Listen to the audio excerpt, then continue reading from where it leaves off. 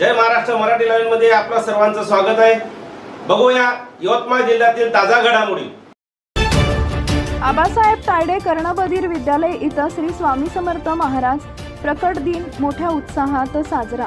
केळापूर तालुक्यातील पाटणबोरी इथं दरवर्षीप्रमाणे याही वर्षी आबासाहेब तायडे विद्यालयांमध्ये श्री स्वामी समर्थ महाराज यांचा प्रकट दिन मोठा हर्षोल्लासात साजरा करण्यात आला। यावेळी महिला भगिनींना गावातील भक्तगणांनी स्वामी समर्थ महाराज यांचा परिपाठ, तारक मंत्र, जप, श्री स्वामी समर्थांची आरती मोठ्या भक्तिभावानं करण्यात आली। त्यानंतर भाविक भक्तांनी महाप्रसादाचा लाभ घेतला।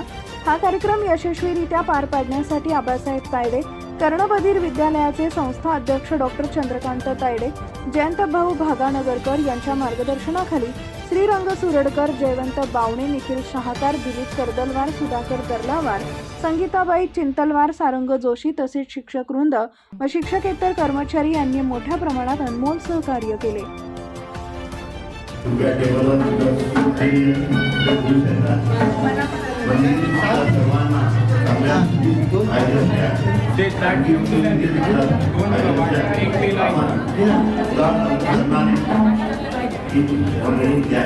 काकू याच्याखाली पाणी ठेवलं होतं का?